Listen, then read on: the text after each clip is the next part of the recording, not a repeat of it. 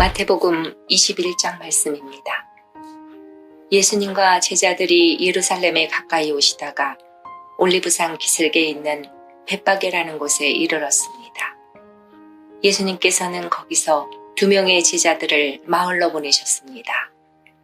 예수님께서 말씀하셨습니다. 너희는 맞은편 마을로 들어가거라. 그러면 당나귀 한 마리가 새끼와 함께 묶여 있는 것을 발견할 것이다. 그 당나귀를 풀어서 나에게 가져오너라. 만일 누가 너희에게 무슨 말을 하거든 주님이 필요하시답니다 라고 하여라. 그러면 즉시 내어줄 것이다. 이것은 예언자가 말한 것을 이루려고 하신 것이었습니다. 시온의 딸에게 말하여라. 보아라, 내 왕이 내게로 오신다. 그는 겸손하여 당나귀를 탔는데 어린 당나귀 곧 나귀 새끼를 타고 오신다. 2 제자들이 가서 예수님께서 지시하신 그대로 했습니다. 그들은 당나귀와 그 새끼를 데리고 와서 그 등에 자기들의 옷을 깔았습니다. 예수님께서는 그 위에 앉으셨습니다. 수많은 사람들이 자기 옷을 벗어 길에 깔았고 나뭇가지를 잘라 똑같이 했습니다.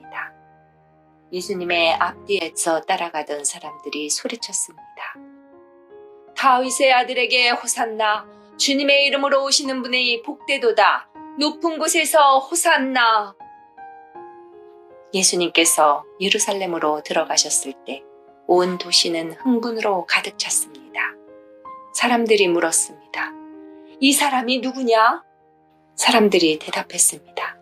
이 사람은 갈릴리 나사렛 출신의 예수라는 예언자입니다. 예수님께서 성전에 들어가셨습니다. 예수님께서는 성전에서 사고 파는 사람들을 모두 내쫓으시며 돈 바꾸어주는 사람들의 책상과 비둘기 파는 사람들의 의자를 둘러 엎으셨습니다. 그리고 사람들에게 말씀하셨습니다. 내 집은 기도하는 집이라 불릴 것이다 라고 성경에 기록되어 있는데 너희는 오히려 강도들의 소굴로 바꾸어 버렸다. 성전에서 보지 못하는 사람들과 다리를 저는 사람들이 예수님께 오자 예수님께서는 그들을 고쳐주셨습니다. 대제사장들과 율법학자들이 예수님께서 하신 여러 가지 놀라운 일들과 다윗의 자손에게 호산나라고 외치는 아이들을 보았습니다. 그들은 매우 화가 났습니다. 그래서 예수님께 말했습니다. 이 어린이들이 말하는 것이 들립니까? 예수님께서 대답하셨습니다. 그렇다. 너희는 성경에서 읽지 못하였느냐? 어린이와 젖먹이들의 입으로 찬양을 준비하셨다. 예수님께서 그곳을 떠나 베단이라는 마을로 가셔서 거기서 밤을 보내셨습니다. 아침이 되어 예수님께서 예루살렘으로 돌아오실 때 몹시 시장하셨습니다. 마침 길 옆에 있는 무화과 나무 한 그루를 보시고 나무 곁으로 다가가셨습니다. 그러나 그 나무에는 잎사귀만 있을 뿐 열매는 보이지 않았습니다. 예수님께서 그 나무를 향해 말씀하셨습니다. 다시는 내가 열매를 맺지 못할 것이다. 그러자 즉시 나무가 말라버렸습니다. 이것을 본 제자들이 놀라서 물었습니다. 어떻게 무화과 나무가 그렇게 빨리 말라버렸습니까? 예수님께서 제자들에게 대답하셨습니다. 내가 너희에게 진정으로 말한다. 너희가 만일 의심하지 않고 믿기만 한다면 내가 이 나무에게 한 것을 너희도 할 수 있다. 그뿐 아니라 이 산더러 산아 들려서 바다에 떨어져라 하고 말하면 이것 역시 그대로 될 것이다. 너희가 믿고 기도로 구하는 것을 모두 받을 것이다. 예수님께서 성전에 오셔서 가르치실 때 대제사장과 백성의 장로들이 와서 물었습니다. 당신은 무슨 권한으로 이런 일을 하는 것이오? 누가 당신에게 이런 권한을 주었소? 예수님께서 이들에게 대답하셨습니다. 나도 너희들에게 한 가지를 묻겠다. 만일 나에게 대답하면 내가 무슨 권한으로 이런 일을 하는지 말해주겠다. 요한의 세례가 하늘로부터 온 것이냐 아니면 사람에게서 온 것이냐. 제사장들과 장로들이 서로 의논을 하였습니다. 만일 우리가 하늘로부터 왔다고 하면 그러면 어째서 너희는 요한을 믿지 않느냐 라고 말할 것이고, 그렇다고 사람에게서 왔다고 하자니 백성들이 두렵구나. 왜냐하면 모든 백성들이 그를 예언자라고 믿기 때문이다. 그래서 그들은 예수님께 대답했습니다. 우리는 알지 못하오. 그러자 예수님께서는 말씀하셨습니다. 그러면 나도 너희에게 내가 어떤 권한으로 이런 일들을 하는지 말하지 않겠다. 너희는 어떻게 생각하느냐? 어떤 사람에게 두 아들이 있었다. 그가 첫째 아들에게 가서 말했다. 아들아, 오늘은 포도밭에 가서 일해라. 그 아들은 싫습니다 라고 대답했다. 그러나 나중에 마음을 바꾸고 포도밭으로 갔다. 이번에는 둘째 아들에게 가서 아까와 똑같이 말했다.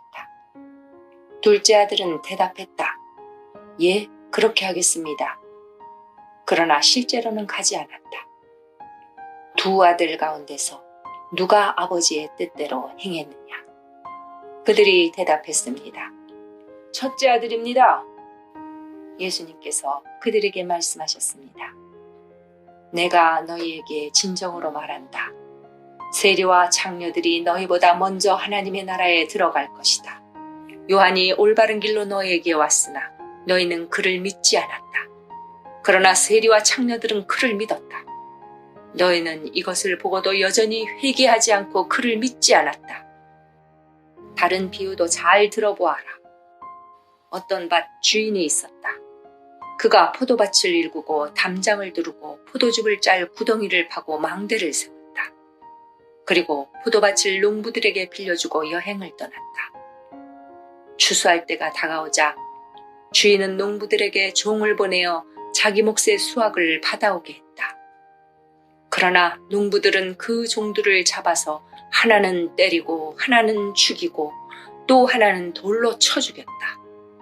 그 주인은 처음보다 더 많은 종들을 그들에게 보냈다. 그러나 농부들은 그 종들에게 똑같은 짓을 했다. 결국 주인은 자기 아들을 농부들에게 보냈다. 그는 농부들이 내 아들은 존중할 것이다 라고 생각했다. 그러나 농부들은 아들을 보며 서로 말했다. 이 아들은 상속자니 이 사람을 죽이고 유산을 가로채자. 농부들은 그 아들을 잡아 포도밭 밖으로 끌고 가서 죽였다. 그렇다면 포도밭 주인이 왔을 때 이 농부들을 어떻게 하겠느냐? 그들이 예수님께 대답했습니다. 그 못된 농부들을 죽일 것입니다. 그리고 그 포도밭은 제때에 수확한 것을 바칠 수 있는 다른 농부들에게 빌려줄 것입니다. 예수님께서 그들에게 말씀하셨습니다. 성경에서 이 말씀을 읽지 못하였느냐? 건축자가 버린 돌이 모퉁이의 머릿돌이 되었다. 이것은 주님께서 하신 일이니 우리 눈에 놀라운 일이다. 그러므로 내가 너희에게 말한다. 하나님께서는 하나님의 나라를 너희에게서 빼앗아 열매를 맺는 민족에게 주실 것이다. 이 돌 위에 떨어진 사람은 깨어질 것이며 또한 이 돌이 사람 위에 떨어지면 그는 산산조각이 날 것이다. 대제사장들과 바리새파 사람들은 예수님의 이 비유를 듣고 자신들을 두고 하시는 말씀이란 것을 알았습니다. 그들은 예수님을 체포하고 싶었지만 사람들이 두려웠습니다. 왜냐하면 사람들은 예수님을 예언자로 생각하고 있었기 때문입니다. 아멘.